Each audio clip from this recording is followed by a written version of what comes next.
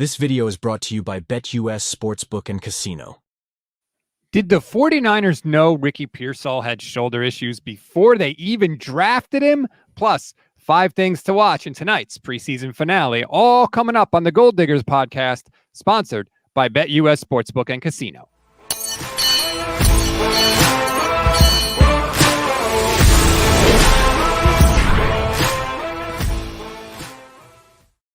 What is good, everybody? Welcome to the Gold Diggers podcast on the Gold Standard Podcast Network. I'm Rob Stats Guerrero. She's Michelle Majuk. Finally got the show right today, Michelle. I don't know if you heard my show with Levin yesterday, but I screwed it up. So, off to a good start today. I did hear it. And I heard Levin whining about it.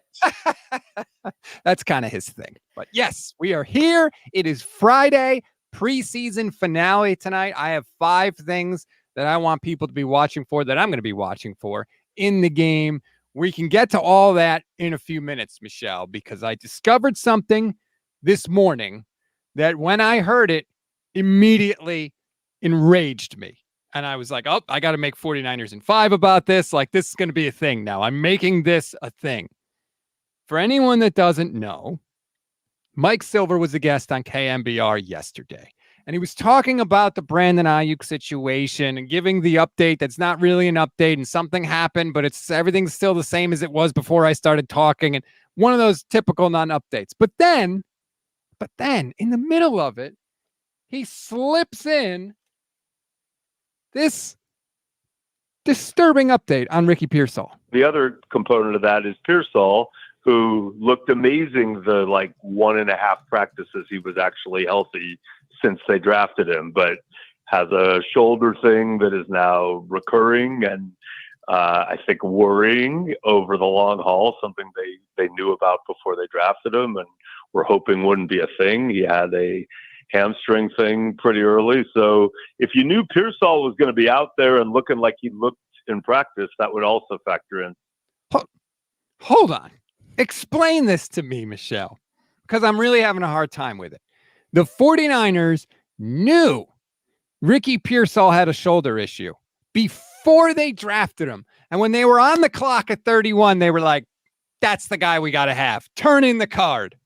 It makes no sense because it was already reach anyways. He was not a first round prospect. It's not like he's this insane talent that you're like, okay, we're going to take the risk on the shoulder injury and this is why he's falling. No, you reached on him by a full round. Like, he probably was a late second round pick. There's a solid chance the 49ers could have got him in the second round.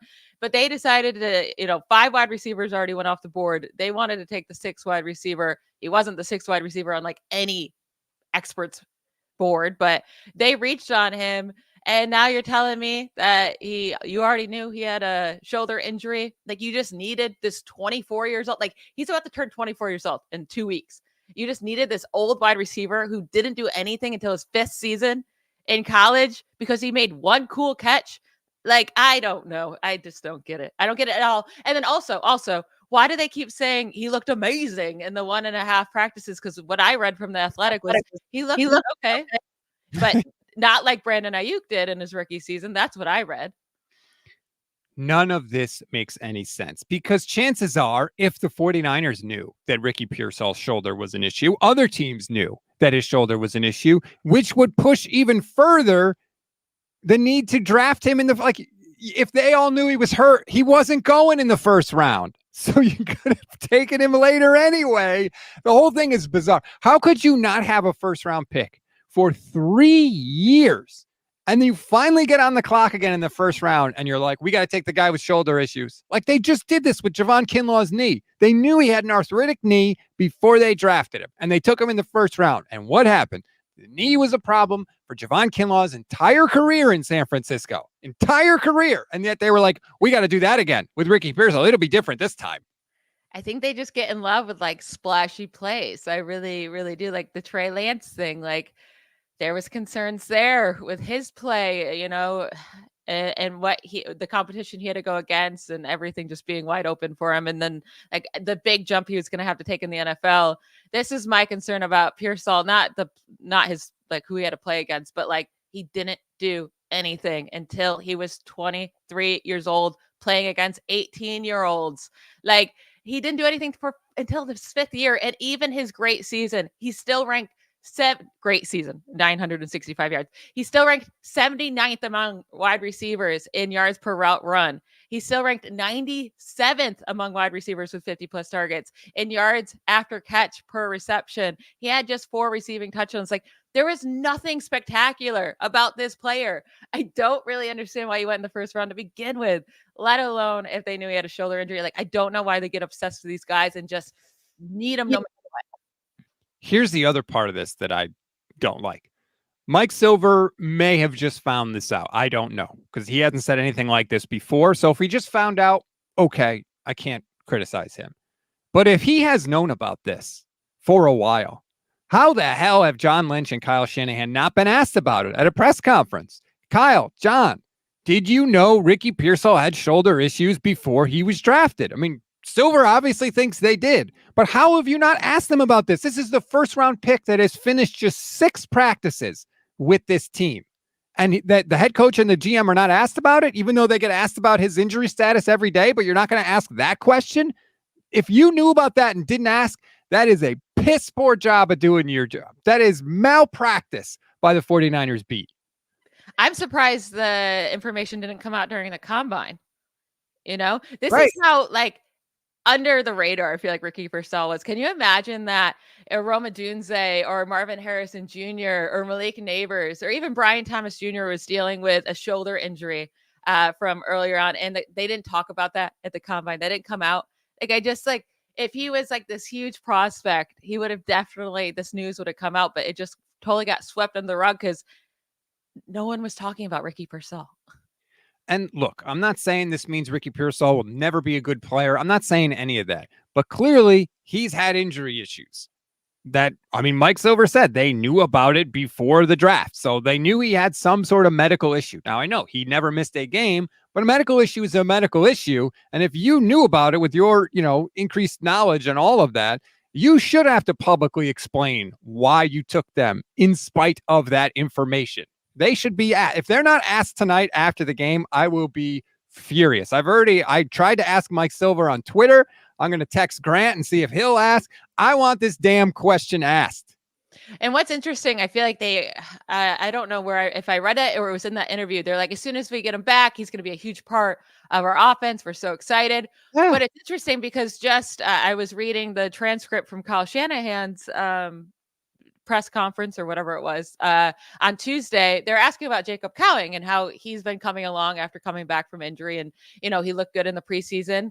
And Shanahan's answer was, it's still early. He got his first full weekend. It was good to see him do some things in the game. Really liked how smooth he looked as a punt returner, but he's still got a lot to go through. He is behind. Mm-hmm. If Jacob Cowing's behind, then how behind is Ricky Pearsall, right? Like, they're both rookies. They both have missed time. And he's saying that Jacob Cowing is behind because he hasn't had playing time. He hasn't practiced.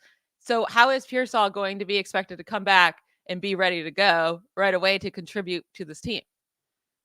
I don't think he is. And I think I said a while ago, I think it's only a matter of time before we hear that Ricky Pearsall's having shoulder surgery and he's going on IR, and that's going to be the end of his season. Because here's the thing. John Lynch just said this week on KNBR, oh, yeah, he's coming back. He's really close to coming back. If he were really close to coming back, he wouldn't get ruled out for the entire week of practice on Tuesday. Kyle Shanahan had his press conference early this week and was like, Pearsall's not practicing this week. You don't get ruled out for weeks at a time if you have a minor shoulder injury, right? So again, what they say and what they do not match up. And I tell you time after time, pay attention to what they do. It's way more meaningful than what they say. And what they have done with Ricky Pearsall is put him on the shelf, and maybe now it was an entirely avoidable situation.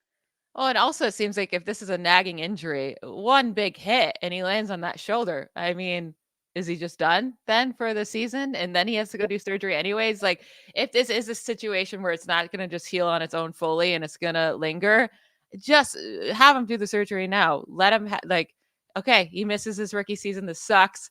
But it's like, if this is just going to be one of those situations where one big hit, he's going to sooner or later land on that shoulder. It's going to happen. Like, as a wide receiver, you're going to get tackled and you're going to land on your shoulder. So I don't know. I don't know what to expect. it's like Silver said, right? He has a shoulder thing that is now recurring, and I think worrying over the long haul. That's the complete opposite of what you want from the first round pick. My God. And look, I know Cowing looks good, and that's great, but there were other players the 49ers could have taken at that spot, and I find it hard to believe that Ricky Pearsall was so good that they took him over all those other players and took him despite a shoulder injury. So they just look really, really bad right now. And I really want to have that question asked and answered because I think they need to answer it. Yeah, there is. I mean, that draft kind of fell perfectly for them. Besides, like, obviously the offensive linemen, especially tackles, like that didn't fall perfectly. All the tackles went, and I agree they should not have reached on a tackle in the end of the first. But how many quarterbacks went in the first round? 6? Like 6 picks were taken there. 5 wide receivers before the 49ers. And again, wide receiver didn't, I mean, if they're going to keep Aiyuk, then it's not a need, right? So there are so many players at positions that were getting taken before the 49ers that really dropped some good defensive tackles, some corners. Like there's other positions that they could have really utilized there, and they instead decided to reach on a guy. Just a sad chapter in a sad story of this 49ers offseason, really. There has been a lot of just head-scratching decisions as we sit today. No Brandon Aiyuk. Now the Commanders have apparently entered the chat again as a possible destination, which let me just say, if Adam Peters swoops in now and gets Brandon Aiyuk from the 49ers, that will be a masterstroke by him because they were ruled out early and you thought, oh, well, that's over. If he comes back in now and is able to get Brandon Aiyuk because maybe the 49ers are just frustrated by this whole thing and just want to be done, that would be a coup from Adam Peters. Ayuk's getting re-signed. He's getting re-signed. I hope. Except like the 49ers would be so stupid to trade him right now. And then Debo's your only wide receiver. Juwan Jennings is going to have to play that many snaps and be utilized. No. Look, I would agree with you, except he's not signed and Trent Williams is not signed. And you would think that there would be no issue with either one. So who the hell knows at this point? But it's just a head-scratching decision by everybody involved. And we'll see if it gets asked. I'm not holding my breath, but it should be asked by somebody. Somebody. Silver, you first and foremost, since you're the one that literally said it on the radio, on the 49ers flagship radio station. And by the way, what the hell were the hosts on KNBR listening to? You don't follow up after Mike Silver says that? Hold on, Mike. Wait a minute. What do you mean they knew about it before the draft? You're saying they knew he had a shoulder injury and they took him anyway? That has to be the follow-up question. What are you doing? I got to give everybody media training, apparently. I think you just need to move out to San Francisco and do it yourself. Look, my life is here, but, you know, maybe someday that might have to be a thing that happens. Although I'm not really dying to, you know, go out and make a 49ers beat reporter salary. No offense to them, but also pay the California lifestyle. Right. Newspapers don't usually pay that well. All right. Let's take a deep breath here. All right. I'm going to try to be calm now because we do have a game tonight. I'm very excited about the game tonight. I love actual football because when the 49ers play actual football, there are a lot of good things to talk about, Michelle. So I have 5 things on my notes here that I'm excited to see tonight. Do you want me to run through them? Yes, but Nick Ellert just commented, Michelle keeps winking and drinking. I didn't know. I'm drinking water. I like water and I have an energy drink. But I don't know. I'm winking. Am I winking? Maybe I have a twitch.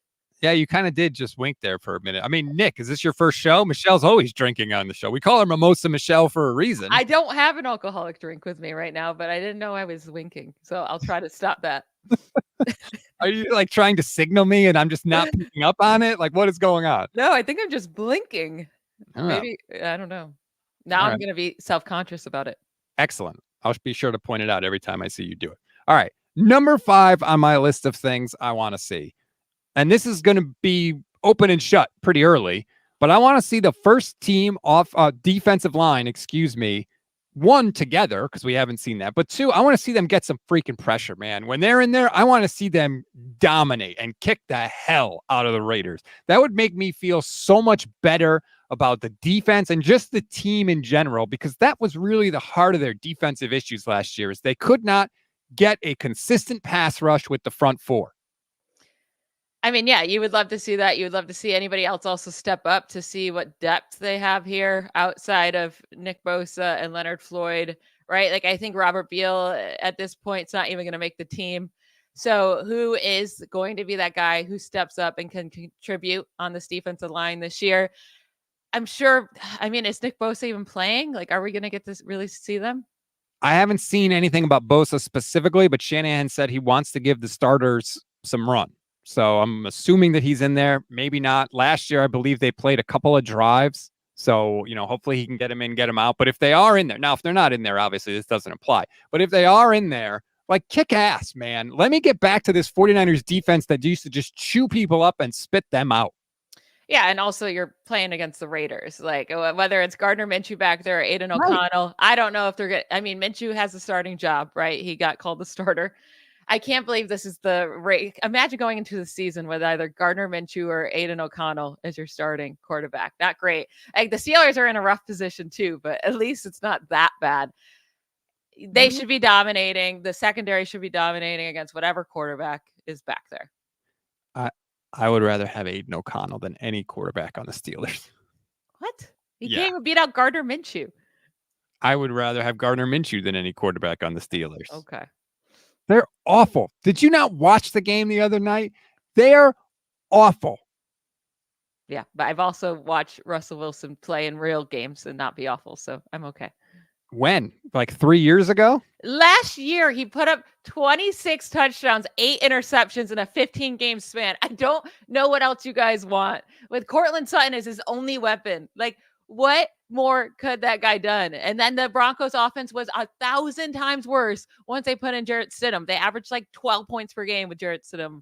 So, like, relax. I don't understand the Russell Wilson hate at all.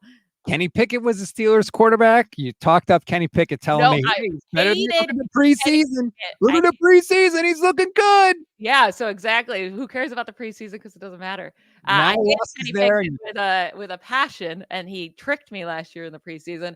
And Kenny Pickett put up 5 touchdowns. I mean, good Lord. Yeah. Russell Wilson and Kenny Pickett are very, very different players. Check down Russ. That's all he does now is check it down. Hold on to the ball and then check it down. Classic. Najee Harris, fantasy points, baby. Buy your Najee Harris stock now. All right. Number 4 on my list of things I want to watch tonight. And this, you're going to laugh at this one and you're going to think it's dumb. I don't care. I'm putting it up. I want to see Brock Purdy throw the ball away.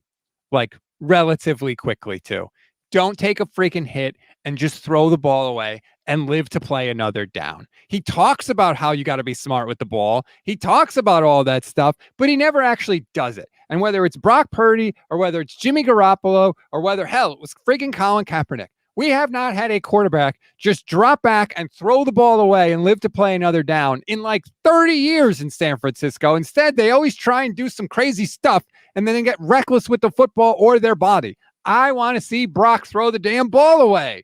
Listen, he threw the ball away on one of his 5 attempts. He ran out of bounds on the other one of his 6 dropbacks last week. I think he didn't throw the ball away last week. Yes, he did. He threw it where nobody could catch it. He threw it right to the left, out of bounds, well over the guy's head, so nobody touched him. I'd have to go back and rewatch that. I think it was like the first pass attempt of the game. Did he take a hit after he threw it? No.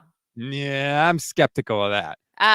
But I also will say, why don't we actually things to watch tonight? The offensive line gives them a second to throw the ball. That would be cool. Protect it. Which well, the problem is that half of the starters are not any good. I got a couple of offensive line notes in there. In fact, you know what? We can get to that now if you want, because I am going to be watching the offensive line. I'm going to be watching Dominic Pooney. I'm going to be watching Jared Kingston. I'm going to be watching friggin' Drake Nugent, who like nobody was thinking about when the 49ers added him to their class, this rookie class. He's had 40 pass blocking snaps. He's allowed 1 pressure, and he has an 80.7 pass block grade. Now, look, he's not playing against starters. I get that. But this is a team that is desperate for offensive line help. And, you know, sometimes when you crawl through a desert, you drink the sand if you're desperate enough. And I'm desperate enough. I'm at that point now. So if you're telling me that the 49ers could have potentially not 1, not 2, but 3 good young offensive linemen, yes, I will be watching for that. Yeah, we can watch for it, but like, where has he been playing at? Just center, because they don't typically give up many pressures, anyways. hey, I'm whatever. One pressure allowed is one pressure allowed, man. It all counts. I don't know how many other centers have just one pressure allowed. Yeah, I don't take much. That doesn't do anything for me. That doesn't move the needle. I'll be shocked if he even makes the team. So I'm not like pumped about him. But I will say I want to watch this offensive line gel. Give Brock Purdy some time. His playmakers better be out there. Like Debo and Kittle better be playing if Brock Purdy's playing. They should be out there. And I want to see them move the ball. There is no reason they're not moving the ball against this Raiders defense. I do actually think this Raiders defense can be somewhat solid with Antonio Pierce, but who knows how many of their starters are playing. It's preseason. Nobody's game planning against you. So just go out there and move the ball. There should be no issues with it. There should be. I mean, look, you still have one of the best offenses in the whole league. Even if Aiyuk isn't there, you still have not one, not two, but 3 all-pros on offense. So, yeah, you absolutely should be able to do that. We'll see. I mean, if you can't move it against the Raiders, I don't know if Kyle's going to call plays. I don't think he is, but I'm not sure on that. He does not give a crap about the preseason. Like reading what he's saying, he's like, I don't know if I'm going to call him. I don't know who's going to call him. He's like, I'm not worried about it. I'm not worried. This game doesn't matter. Basically, is what he says. They don't count, but they do matter. Anyway, all right. What's next on my list of things I want to see? Oh, yes. Isaac Guerendo. I want to unwrap that present. He got hurt in the very first practice of training camp. So we never got to see him. And he had, or he would have had, I should say, a prime opportunity to showcase himself because Christian McCaffrey didn't play in the preseason.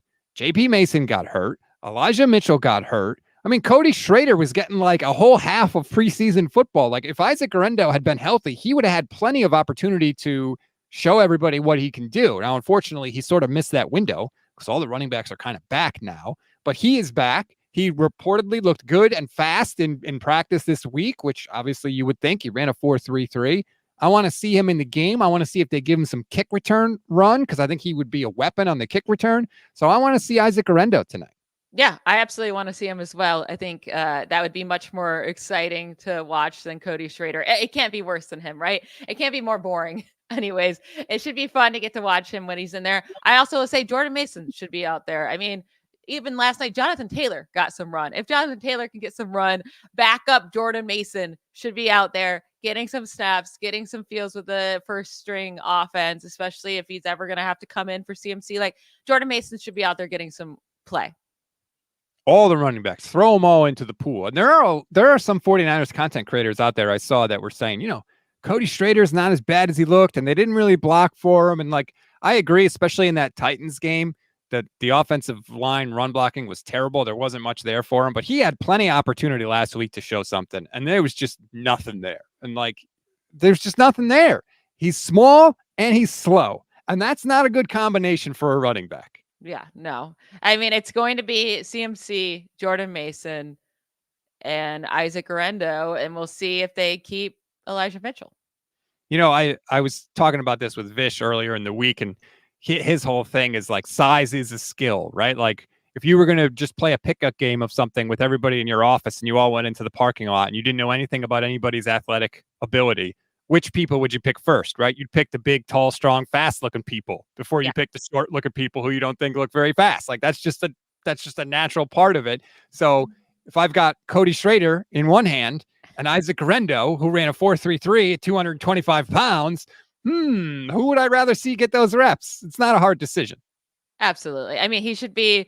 Jordan Mason comes in, gets a few snaps. Cool. He gets some carries. Let's go. And then Guerendo should be getting a ton of snaps in this game. I mean, he hasn't had the playing time. You got to see what he is. You got to see if you could trust him in game time, like actual games. Like he should be getting a ton of work tonight. Daza 0187 YouTube channel member says Breida looks better. I'm assuming he means better than Cody Schrader, which I agree. And I don't really need to see Matt Breida. I know what Matt Breida is. Like that's he fine. Doesn't need snaps. Yeah. Right. But shout out to you, Daza. Thank you for the comment. Thank you to all our YouTube channel members. I really appreciate it. Please become one if you can. It's less than $3 a month. You get priority comment response, custom emojis, membership badges. And if you wanted to join the CFB 25 Dynasty League, you had to be a YouTube channel member as well. Levin has hacked the game, Michelle. I don't know if you heard this part of the show. Somehow he has a wide receiver, and I'm not like exaggerating. He has a wide receiver in this league that has 4,000 receiving yards this year. He's just throwing to him over and over and over again. Yes, 4,000. I that sounds like me when I was younger playing Madden. I would just like go deep with the same guy over and over and over. That's exactly what he does, apparently. It's really annoying me because like I am struggling to score points. It's really like I score like 20 points a game. It's like a slog for me. Does Levin have it on like easy mode? No, he's got it on All American like me. I'm actually Marshall, and this is how old I am, how old and stupid I am, right? I was Marshall. I don't know if you remember back in the day, a quarterback that played in the NFL, Chad Pennington. He played at Marshall. He threw to Randy Moss in college. They were teammates at Marshall. So I'm playing with Marshall this year, and I see C. Pennington at quarterback, and I'm like, no way. That's got to be Chad Pennington's brother. He's playing quarterback at Marshall. That's cool. No, you idiot. It's not Chad Pennington's brother. His brother would be like 40 years old. It's his kid. His son is now the quarterback at Marshall, which I think is kind of cool. That is really cool. But why would you choose Marshall? Marshall somehow became my like dynasty team in what was NCAA, now is college football 25. Like I always used to pick a small school because I wanted to like build them up. And I like the Marshall uniforms. They got like the green and the black. I thought that was kind of cool. So I just like always go with Marshall. Interesting. Yeah, maybe that's why you have trouble scoring. Yo, it's definitely part of it. John Veen, YouTube channel member, he's in the league. He says I should never have picked Temple. Yeah, that's on you. That's your bad. But nonetheless, I appreciate you joining up. And there's still time if people want to hop in. You could hop in year 2. It's cool. Anyway, all right. My last thing that I want to see tonight, especially in light of this Ricky Pearsall news, is Jacob Cowing, man. I need to see it again. It's cool. You had a great game against the Saints. That's awesome. But if you're going to be anything, you got to be able to do it consistently. And I hope they do exactly what they did in the Saints game. Put him at receiver, give him the ball on the ground, let him return kick, put him everywhere. Just use him as many different places as possible and see if he can continue to check the boxes and impress you. Yeah, I think he could be a much better Ray McLeod, right? With the way they used him last year.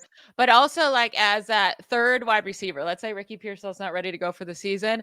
I would love to, I think it's great with Juwan Jennings and Jacob Cowing because they're so different. They could not be more different, right? Jacob Cowing is this technical route running, quick little speedster guy that's small, while Juwan Jennings is the bigger guy that can make those contested catches on third down. So they can utilize them in different scenarios, different situations, whatever the play call is, kind of just like intertwine those guys. And, I think Kyle Shanahan could get really smart with his wide receiver 3 on the field by rotating these two. And that could be a pretty big advantage if Jacob Cowing could be something. I completely agree with you. And like, I know we all love Juwan Jennings. He had 19 catches last year. Like they could move Juwan Jennings to wide receiver 4 and he could still get 19 catches. Like, I feel like Cowing gives you more options, more availability. And it's just like, if you add a slugger to a baseball lineup, all of a sudden, right, your guy that was hitting third can now hit fourth, and now that guy can hit fifth, and like it lengthens the whole lineup. It makes everybody else like more effective in a way. You throw Cowing in this wide receiver mix, you don't take away anything that Juwan Jennings offers. It's better. He's going to be going up against worse defenders and worse corners. He may have a chance to make even bigger plays. So I hope it continues to go. I don't think Kyle will end up putting him at wide receiver 3, at least not to start the year. He favors veterans. There's a lot of love there. There's a lot of equity built up with Juwan Jennings. Obviously, we saw what he did in the last game he played, which was the Super Bowl. And I think he's even come out and said this, and I agree. If they won that game, he's going to be the MVP. He was, which would have been absolutely hilarious for me because I've been the Juwan Jennings hater. It would have been amazing if he won Super Bowl MVP. I would have definitely had to get a jersey and wear it all season long. That would have been insane. So that would have just been really funny. I would have taken it though if that meant 49er Super Bowl. That would have been just the cherry on top. Not only of the 49ers winning the Super Bowl, but if I had to come down and talk about Juwan Jennings winning the MVP, the guy that you completely just Billy Club every time you get the chance. Oh, that would have been awesome. We were this close, Michelle. It would have been amazing. I wonder if they would have actually given it to him. I think they would have. What a random MVP, though. That would just be, I don't know if they would have. Remember Damian Williams had a great Super Bowl and they still just went with Mahomes instead because guys that are that random just don't win Super Bowl MVPs. True, but the fact that he had a touchdown catch and a touchdown pass. Remember, he threw the touchdown to McCaffrey. I feel like that would have been a key. I think he's only like the second person ever, the second non-quarterback to throw a touchdown pass in the Super Bowl. I think it's him. Anquan Randall, right? Oh, yeah, that's no. Was it? Yeah, Randall L threw to Ward. I forgot about that one too. And who's the guy that threw to Foles? I forget who. Trey something. It was the tight end, I think. Yeah, I can't remember, but Trey Burton. that sounds right. But there's only been there's been less than 5, I think, ever. So like, I think he would have won the MVP. By the way, Heineman says Trent Taylor 5 targets versus New Orleans. I don't want to see Trent Taylor on the field at all tonight, unless you just want to put him out there for the whole fourth quarter because you're trying to rest guys. Like, I don't need to see any wide receiver screens dialed up for Trent Taylor like we saw last week. Like, no. If he makes this team, and he's going to make it. I hope he doesn't. You can put him on the practice squad. Nobody else wants him. It's fine. No one's going to take him. You're good. Yeah, you don't have to worry about teams trying to scoop up Trent Taylor. Yeah. Sorry, that's just not a thing. No. By the way, I wonder what the odds were on Juwan Jennings being Super Bowl MVP. You probably could have made a ton. There was somebody out there somewhere, and maybe it was just Mrs. Juwan Jennings, if he's married, or his mom, or somebody who took Juwan Jennings to be Super Bowl MVP through 4 quarters was like, oh my God, we're going to make a ton of money. Yeah, I'm sure somebody had to have it. If they even had the odds for it. I mean, I don't even know if he would have been listed. He probably would have. I mean, they have everything for this. Yeah. You could have bet on Kyle Juszczyk to be the MVP, because in the first Super Bowl against the Chiefs, I asked Levin who his MVP pick was going to be, and he said Juice. And Juice was like an inch away from having 2 touchdowns in the game. I was sitting there like, oh my God, if Levin ends up being correct, I'll never live it down. So at least I didn't have to suffer that indignity, although I would have to get a Super Bowl ring for the 49ers. You know what? I changed my mind. Juwan Jennings would have won it because Brock Purdy doesn't have the household name of the Mahomes. That's why Mahomes still won it, right? People don't respect Brock Purdy in that way, so they would have been happy for him not to win Super Bowl MVP. That would have continued the narrative, right? Like, oh, you won the Super Bowl. You weren't even the MVP in the game. The quarterback always wins MVP. Yeah. That would have been wild. But you know what? I wouldn't have cared.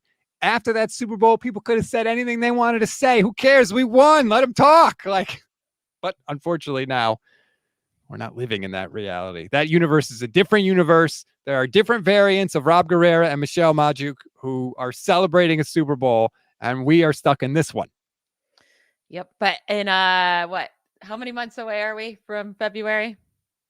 5, 6? 6. We'll be those people celebrating a Super Bowl.